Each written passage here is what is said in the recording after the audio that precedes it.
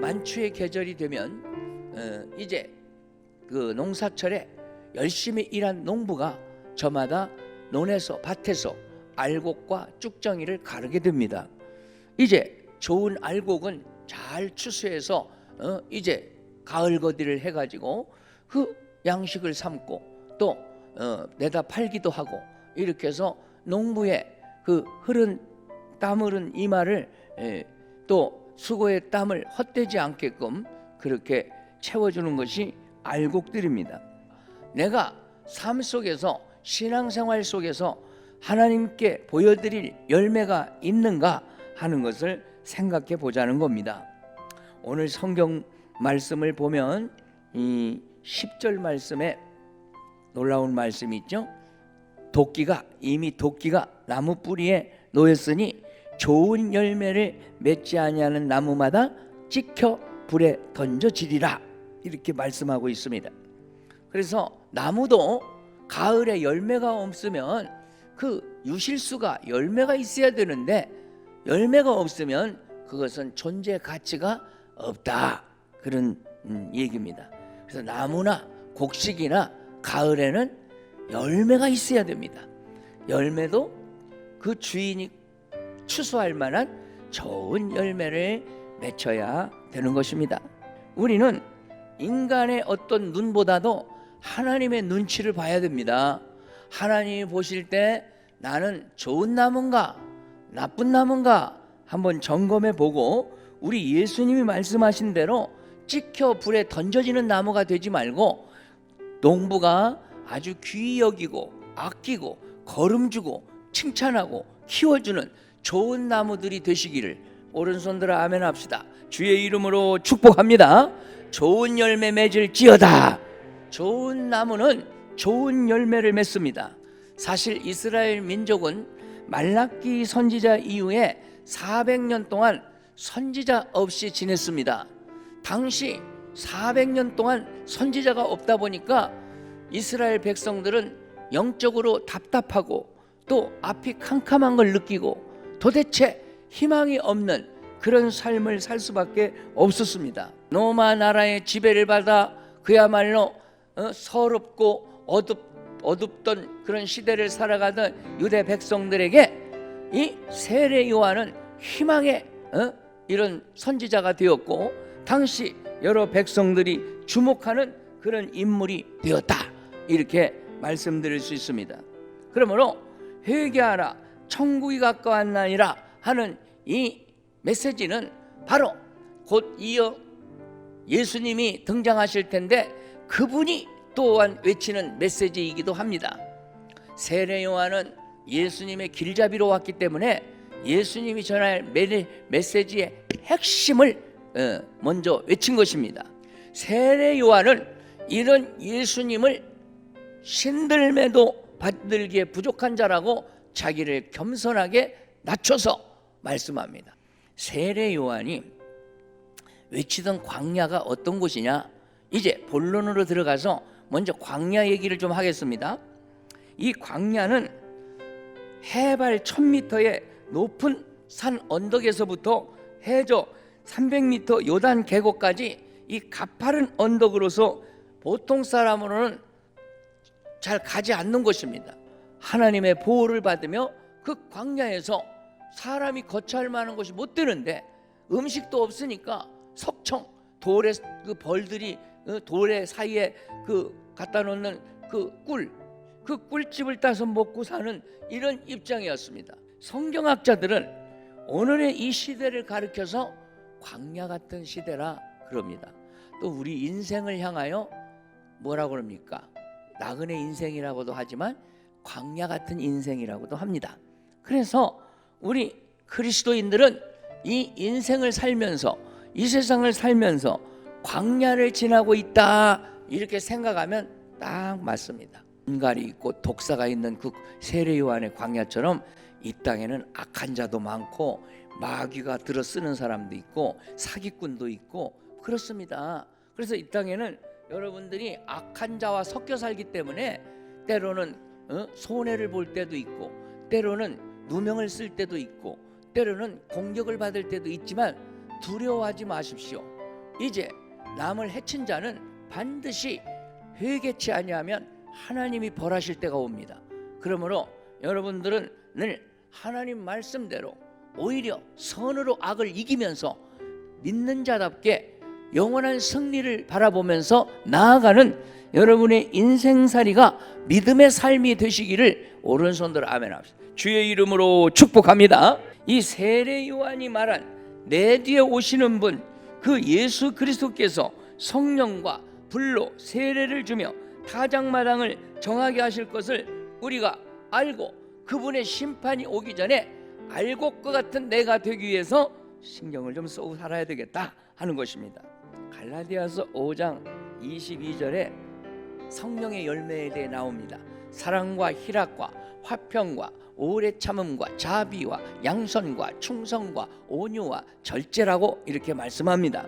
이 9가지 열매는 인간의 성품으로 맺는 열매입니다. 그런데 이런 9가지 아름다운 인간 성품의 열매는 누가 오셔야 가능하냐? 내 속에 하나님의 성령이 오셔야 가능하다는 겁니다. 예수님께서 베다니 마을에서 예루살렘으로 들어가시다가 시장하셔서 무화과 나무에게 다가가서 열매가 있는가 하고 따먹으려고 이렇게 보니까 무화과 나무가 이파리는 엄청나게 있고 열매가 많을 것처럼 이파리가 무성한데 열매는 없어요. 열매가 한 개도 없어. 그래서 예수님은 잎만 무성한 나무 그건 소용없다. 너는 영원히 열매 못 맺는 나무가 될 거다. 그런데 일 보고 나오시면서 보니까 제자들이 보니까 그 나무가 예수님의 말 한마디에 그 말씀이 능력이 있으니까 그냥 말라 죽은 것을 볼 수 있었습니다. 열매 맺는 인생이 되라. 이 나무 하나 죽여서 시청각 교육을 시킨 겁니다. 의미심장한 교훈을 우리에게 남긴 겁니다. 그러므로 이 행실, 우리의 열매를 우리가 볼 때에 하나님께서 인정할 만한 사람, 또 여러 주변의 사람들이 인정할 만한 덕성의 열매가, 또 믿음의 열매가 맺혀야 되는 것입니다. 그러므로 여러분, 교회를 다녔네, 믿음 있네, 그 말만 해서는 소용이 없습니다. 여러분이 열매가 있어야 되는데, 열매는 마음에 있는 것이 행동으로 나타날 때 열매가 됩니다. 알곡은 무게가 있고 쭉정이는 무게가 없다는 겁니다. 왜 무게가 없을까? 안에 열매가 없으니까, 빈깡이니까. 우리가 이것을 보면은 하나님께서 아름다운 열매를 맺지 못하는 인생은 무게가 빠지는데, 무게가 빠지면 데려가 버리시는구나 하는 것을 우리가 알 수 있습니다. 오늘 이 자리에 오신 분들은 하나님의 저울에 쟀을 때 무게가 빠지지 않고 합격생들이 되셔서 주님 오신 날까지 사시다가 다 들림 받으시기를 축원합니다.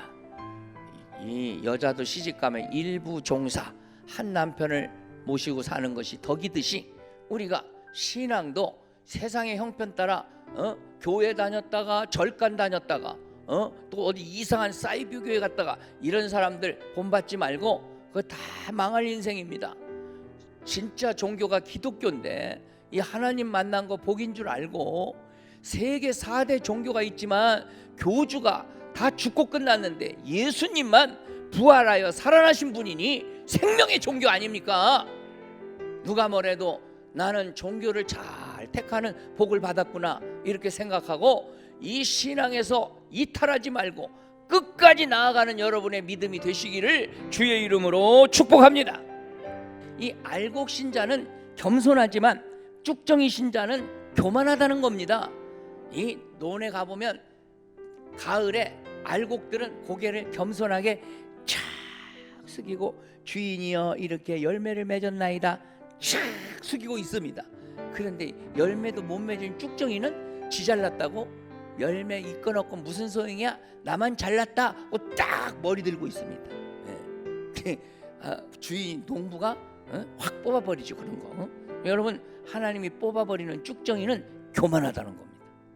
그리스도인이 살아갈 때 모든 겸손과 온유로 하고 오래 참음으로 사랑 가운데서 서로 용납하고 살라고 이렇게 말씀합니다. 유명한 교부 시대 이 기독교 교부로 인정받은 성 어거스틴은 그리스도인의 덕은 첫째도 겸손, 둘째도 겸손, 셋째도 겸손이라고 해서 기독교인이 구원받고 거듭난 이후에 실천해야 할 성품의 ABC가 겸손이라고 우리에게 가르쳐 줬습니다. 이 알곡 신자는 세상에 물들지 않는 사람, 쭉정이 신자는 세상에 물든 사람으로 구별할 수 있습니다. 이 쭉정이가 이 원문 직역하면 가늠한다는 뜻도 들어 있습니다. 뭐냐? 하나님만을 일편단심 이렇게 예수님만을 신랑으로 섬기지 않고 다른 그 남자 보는 그 제비족 쫓아가는 여자처럼 이제 세상이 썩어질 것 좋아가지고 신앙이 변질된 사람, 이 사람이 쭉정이 신자다, 그런 의미가 됩니다.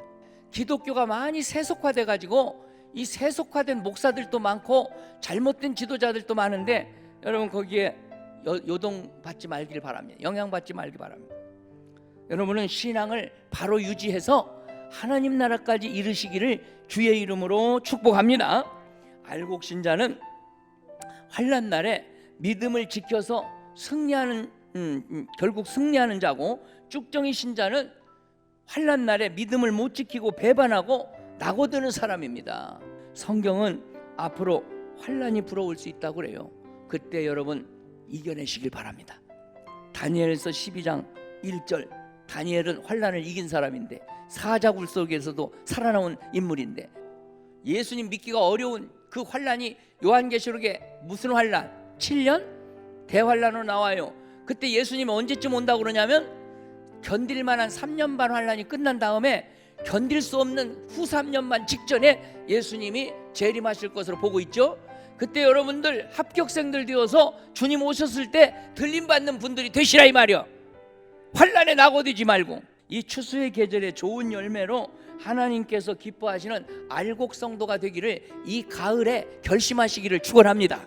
다음 주는 추수감사절인데 하나님 은혜로 사는 거 감사하고 감사한 믿음도 준비하고 감사의 신앙을 준비해서 아름답게 맞이하는 추수감사절 신앙들이 되시고, 또 환난의 바람이 불어도 하나님께 인정받는 믿음의 권속들, 담백한 신앙의 성도들이 다 되시기를 두 손 들어 아멘 합시다. 주의 이름으로 축복합니다.